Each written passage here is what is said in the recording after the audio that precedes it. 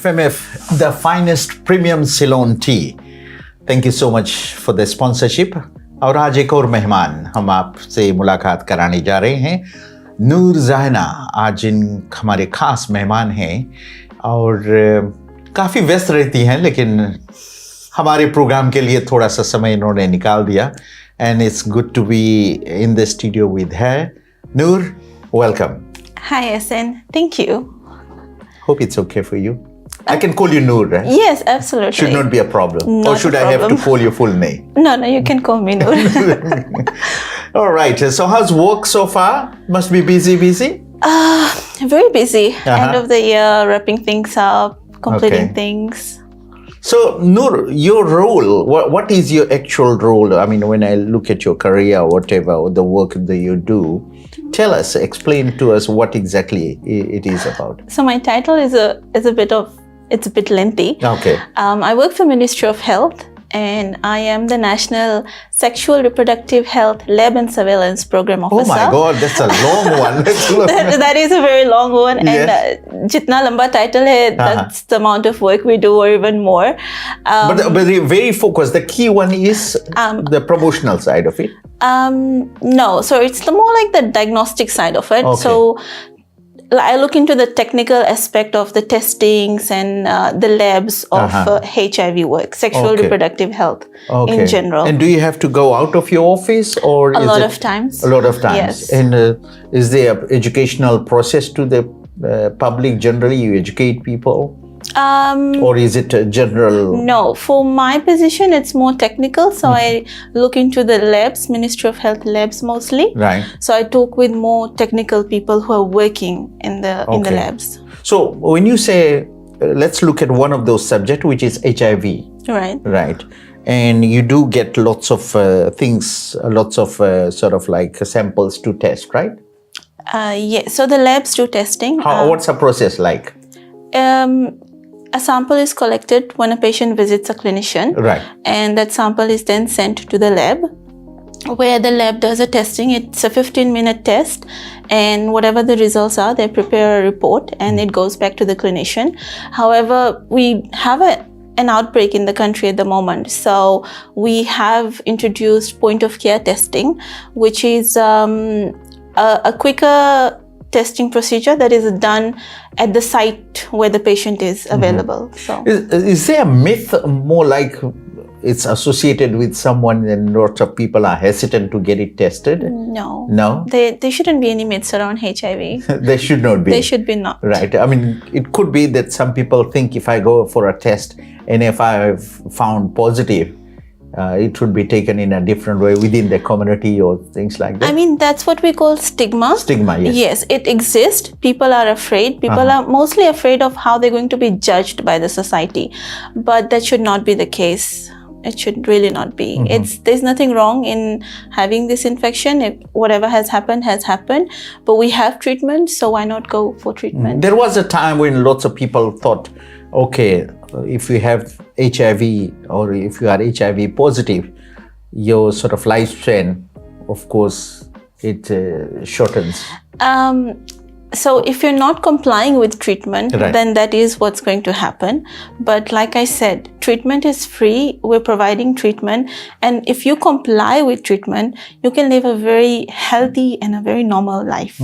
So there's nothing stigma or more like carrying forward? No, there shouldn't be. Okay. Yes. And we always say prevention is better than cure. Yes. So when you look at the whole, of course, this HIV positive, and is there a process where people are educated to be on the safe side, and isn't that a process should be taken in the first place?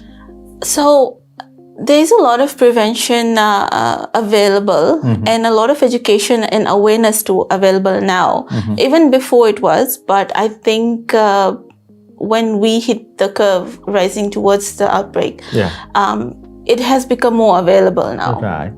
So before, it used to be just a sexually transmitted infection, but now we do have a lot of drug-related cases in the country. So there's a lot of cases that are transmitted through IV drug users, that's sharing of their needles. And the program is doing a lot of prevention methods. You know, everything's out there, condoms, and education is available. So I think people can educate themselves now. It's available readily on social media as well. We have ads popping up every 15 seconds or so. Okay. FMF, the finest premium Ceylon tea. Thank you so much for the, of course, sponsorship. And as we approach to the end of the year, we like to thank FMF. Every morning, wake up with a smile. With FMF tea, it's all worth the while. Hey, hey, hey, it's an FMF day. Tea time is calling, you need a quick fix. With FMF tea, you have the right mix. Hey, hey, hey, it's the FMF way. FMF Finest Ceylon Tea is second to none. Hey, hey, hey, FMF all the way. Moving forward, you're also doing some healthcare things, right? There is a promotional thing. So by profession, by proper education, I'm a medical lab scientist. Right. And in healthcare, if we say I've worked in CWM for a couple of years before I moved into this program position. So technically my whole work is healthcare. I've dealt with patients, and even now, while I'm looking after the national program, we still work with real people, where our work impacts the lives of real people at the end of the day. When we say healthcare, are people really serious of looking after themselves or taking care of themselves? Because apparently the education process is there. I mean, I do understand that there is, of course, you do lots of promotions, lots of talks, lots of sort of like media interactions. Yes. But are people taking the heed that they are supposed to be? To be honest, in my personal opinion, I don't think so. Even though It's always said you can take a horse to the river. but you can't force it to drink. That's exactly my Yes. point. So that's where I'm coming from. Yeah. Because apparently this is affecting the people themselves plus the country as a whole. Yes. Like I said, information is there. We're always talking. I've also had some sessions with Sargam before where I've come and talked about all these issues. And a lot of times we are out there in public talking about all these things, about real-time issues, But people are not serious about it from their end. They listen, they understand, but do they go back and implement it back into their lives? I don't think so. And what could be the reason that they are not trying to implement it? I guess it's the luxury of life. People are very conveniently doing things.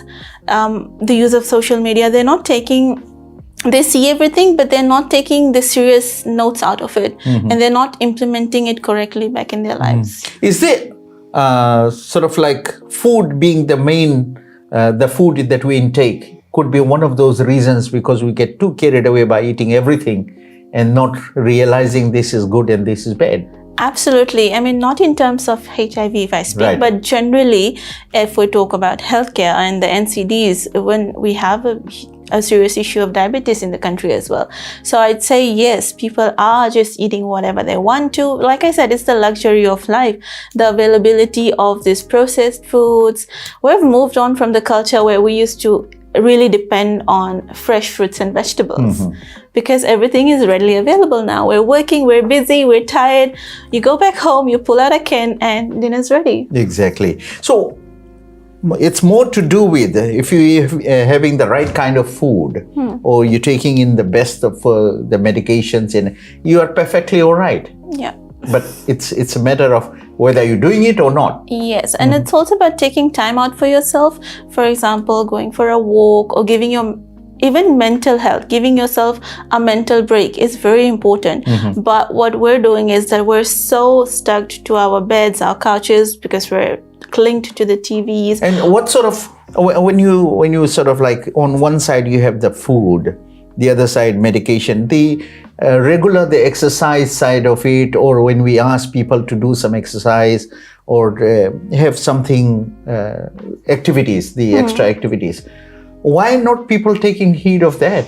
I also think peer pressure. It's because if our friends are out at a bar, what would you rather do? Be with your friends at the bar or go for a walk? Go for a walk. Yeah, so I think it's peer pressure as well. But mind you, your friend at the bar could be taking out his time at the gym in the morning, which Right. you're not aware of. Right, So that exactly. person is still fit at the end of the day, but you're not.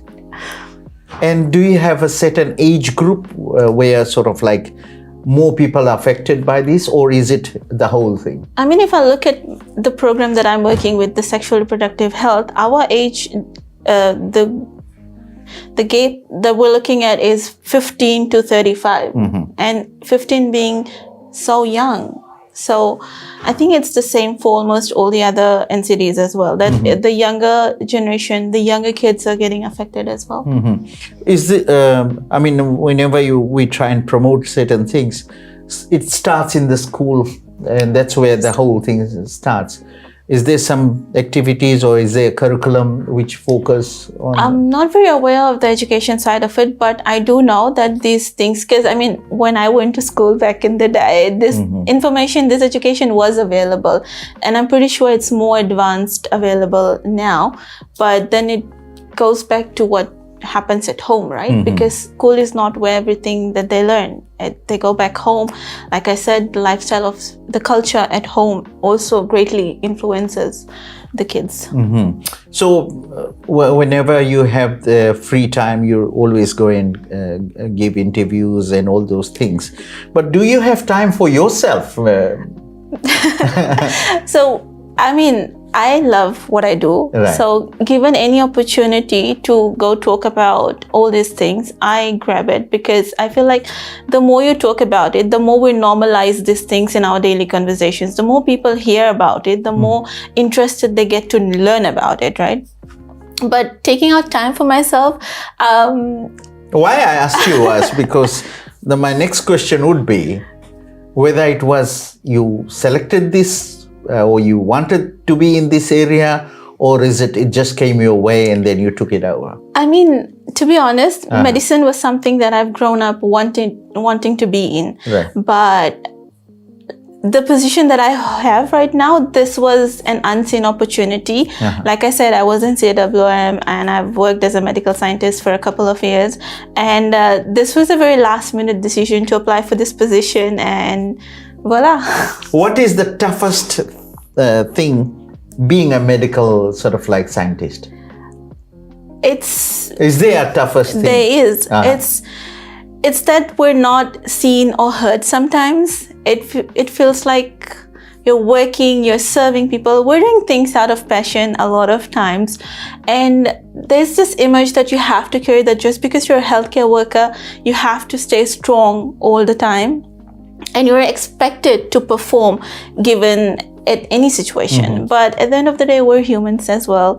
We get tired. We have our own personal problems. Everyone goes through something or the other.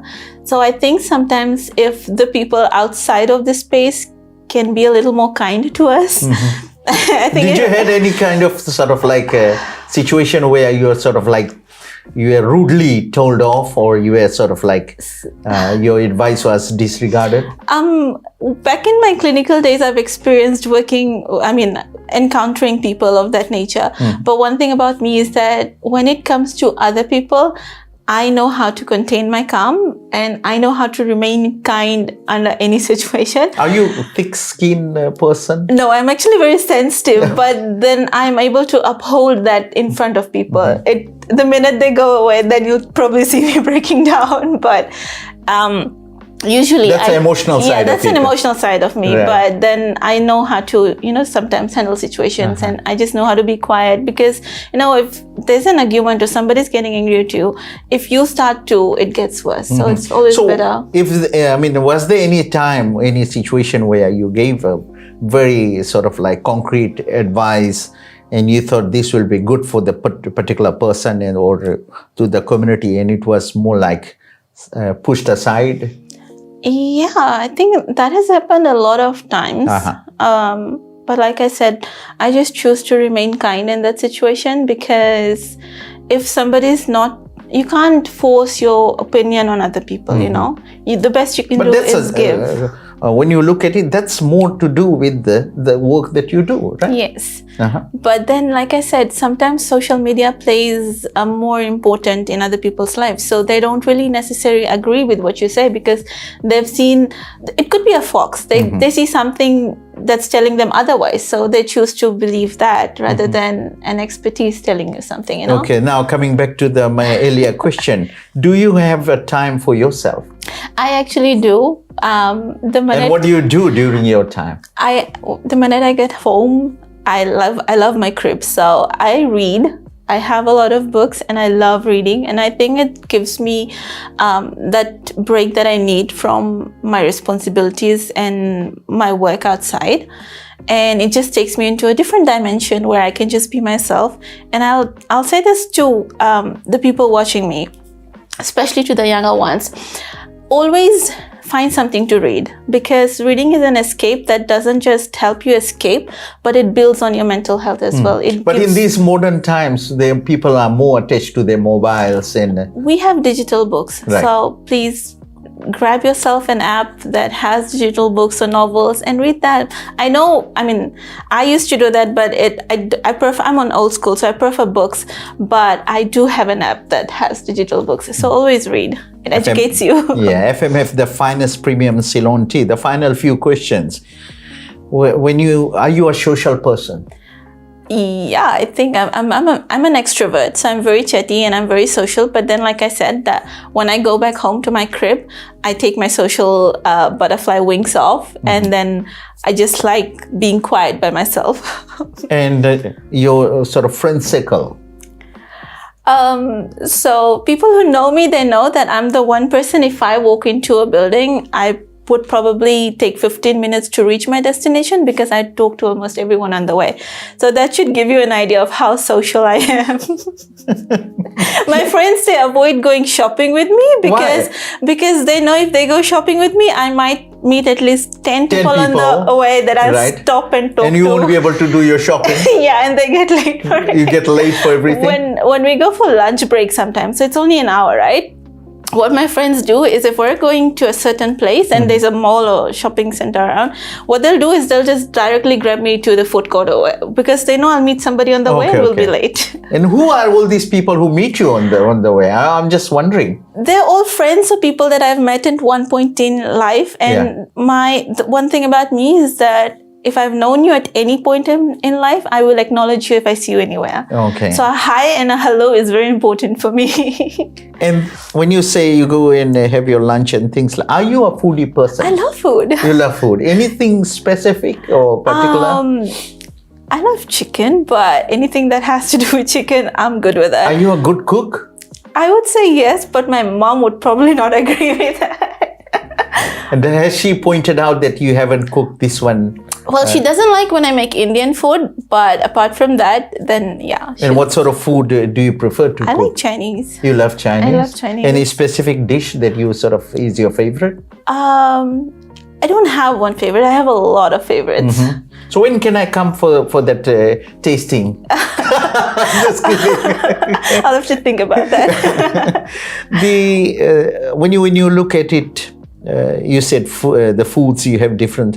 What about the sweets and savory? If you have to choose between sweet and savory?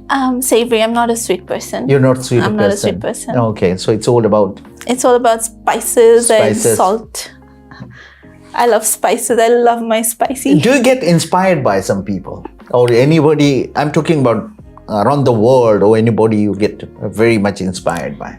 I'd say that in my journey of being where I am right now, I've not had one, but I've had multiple people who have inspired me. So to name one person would be unfair on the rest, because these are not just big people, but these are even people that I've worked with or met with in just a normal day life, and they have contributed to the person I am somehow. So a lot of people.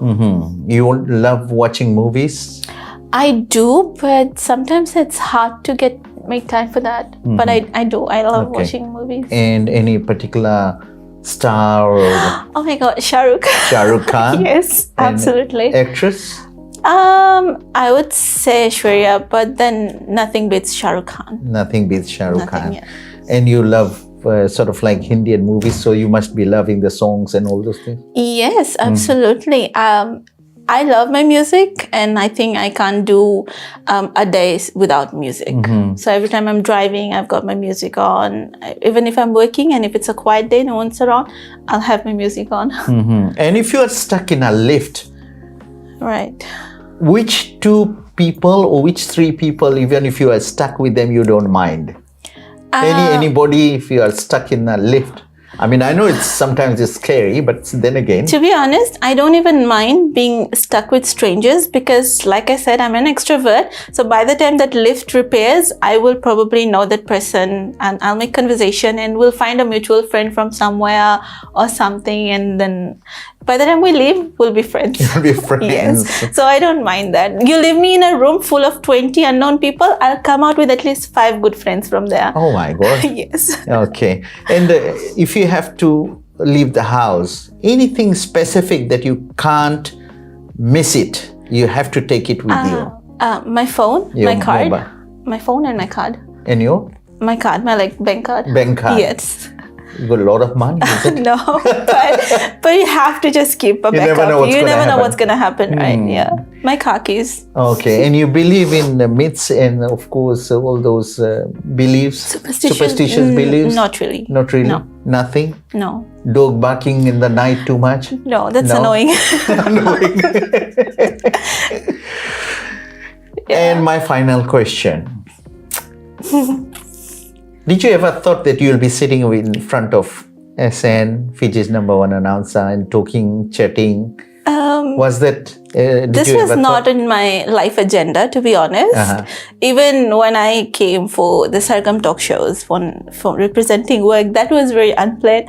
But then it has brought me a long way. So I appreciate and I acknowledge every opportunity given to me. And I'm glad to be here today, SN. How does it feel? I'm quite calm, so I think it feels very normal. It's indeed a pleasure having you in my show. Thank you so much for taking out time. I'm quite sure people will love this episode. I hope. Noor, thank you once again. FMF, the finest premium Ceylon tea, has been very supportive. A very happy 2026 year to come. Thank you so much once again. Thank you. Thank you.